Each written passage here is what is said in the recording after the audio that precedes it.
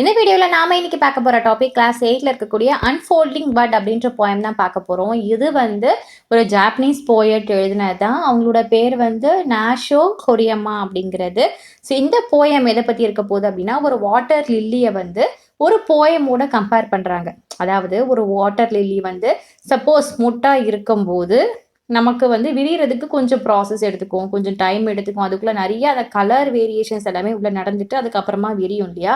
அதே மாதிரி தான் ஒரு போயம் நம்ம படிக்கும்போது அதோட உட்பொருள் கருப்பொருள் நமக்கு உடனே புரியல அப்படின்னாலும் ரிப்பீட்டடாக அதை படிக்க ஒரு சில ப்ராசஸ் கம்பேர் பண்ணும்போது நமக்கு புரியும். ஸோ ஒரு வாட்டர் லில்லி எப்படி ஒரு பட்டாக இருந்து ஒரு மொட்டாக இருந்து விரியறதுக்கு டைம் எடுக்குதோ, அதே மாதிரி தான் ஒரு கவிதையை ஒரு போயமை படிச்சுட்டு நம்ம புரியறதுக்கு கொஞ்சம் டைம் எடுக்கும். அப்படியே நம்ம பொறுமையாக பேஷன்ஸாக வெயிட் பண்ணணும் அப்படிங்கிறது தான் இந்த போயம். ரொம்ப ஈஸியான போயம். மொத்தம் 3 ஸ்டான்ஸாக தான் இருக்குது. நம்ம ஒவ்வொரு ஸ்டான்ஸாக படித்து பார்த்து அது கூட டீகோடிங் பண்ணிடலாம்.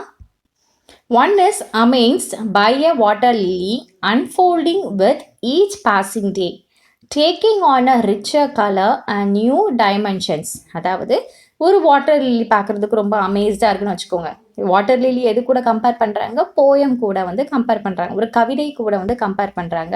ஸோ ஒரு வாட்டர் லில்லி அன்ஃபோல்டிங்காக இருக்குது. அந்த மொட்டு நல்லா விரிஞ்சிடுச்சு. அது நாளுக்கு நாள் இதாகும் போது அந்த ரிச்சர் கலர் எல்லாமே இருக்குல்ல, நிறைய variety of colour, multi colours எல்லாமே அதில் பரிமாணம் நடந்துட்டுருக்கு. அதுவும் நிறைய டைமென்ஷன்ஸ் அப்படின்னா பரிமாணங்கள் அப்படின்னு அர்த்தம். சரியா? அதை நம்மளால் கண் கூட பார்க்க முடியும். விரிஞ்சிருக்க தருவாயில் அது லில்லிக்குள்ளே என்னெல்லாம் ப்ராசஸ் நடக்கிறது நம்மளால் பார்க்க முடியும். அதே மாதிரி தான் ஒரு சில போயமை படிக்கும்போது அன்ஃபோல்டிங்காக இருக்கும். அதோட மீனிங் சீக்கிரமாக புரிஞ்சிடும். ஸோ அந்த போயமில் என்ன கருத்து சொல்ல வராங்க, என்ன உட்பொருள் சொல்ல வராங்க அப்படிங்கிறது ஈஸியாக நமக்கு புரிஞ்சிடும். அதுதான் சொல்கிறாங்க. One is amazed by a water lily unfolding with each passing day, taking on a richer color and new dimensions. சரியா? ஒரு அன்ஃபோல்டிங், ஒரு முட்டு இல்லாத ஒரு பூவில் ஏற்படக்கூடிய மாற்றங்கள் நமக்கு வெளி வட்டாரமாக தெரிஞ்சிடும். ஒரு போயமில் என்ன சொல்ல வராங்க அப்படின்ற ஒரு விஷயம் வெளியே நம்ம படிக்கும்போது பிளெயினாகவே தெரிஞ்சிடும் அப்படிங்கிறது. இப்போ நம்ம நெக்ஸ்ட் ஸ்டான்ஸாக பார்த்துடலாம். One is not amazed at the first glance by the poem which is as tight close as a tiny bird.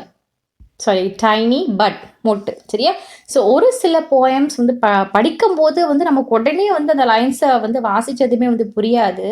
அது எப்படி ஒரு வாட்டர் லில்லி மொட்டாக இருக்கும்போது ஆனால் உள்ள ப்ராசஸ் நடந்துகிட்டே தான் இருக்கும். ஆனால் நமக்கு வெளியே இருந்து பார்க்குற போது தெரியாது. ஆனால் அதுக்குள்ளே நிறைய ப்ராசஸ் நடக்கும். கலர் வேரியேஷன்ஸ் எல்லாமே நான் சொன்ன மாதிரி நடந்துகிட்டே இருக்கும்.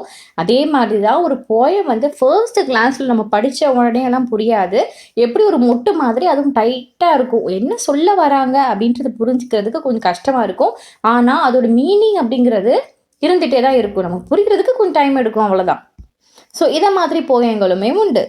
இப்போ கடைசி ஸ்டான்ஸாக பார்த்துடலாம்.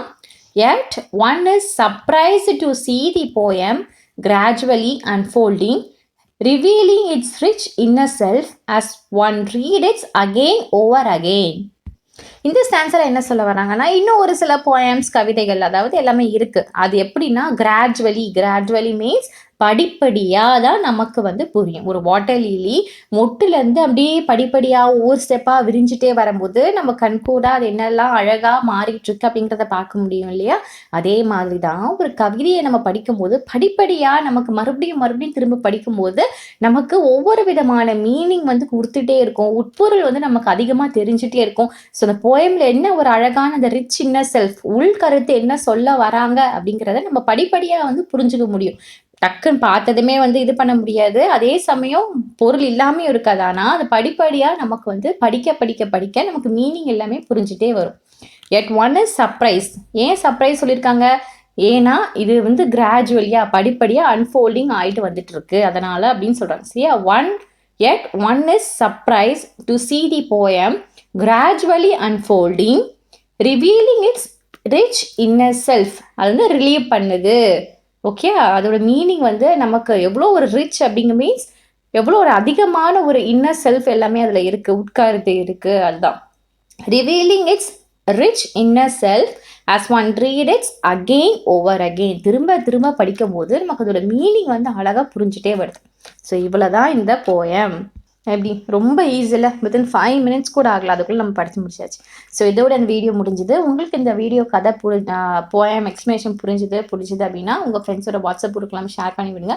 கண்டிப்பாக உங்களுக்கு யூஸ்ஃபுல்லாக இருக்கும். உங்களுக்கு வேறு ஏதாவது லெசன் சம்மரி போயம் எக்ஸ்பிளைன் பண்ணணும் அப்படின்னா மறக்காமல் கமெண்ட் செக்ஷனில் கமெண்ட் போடுங்க. ஷுவராக உங்களுக்காக வீடியோ போடுறேன். தேங்க்யூ.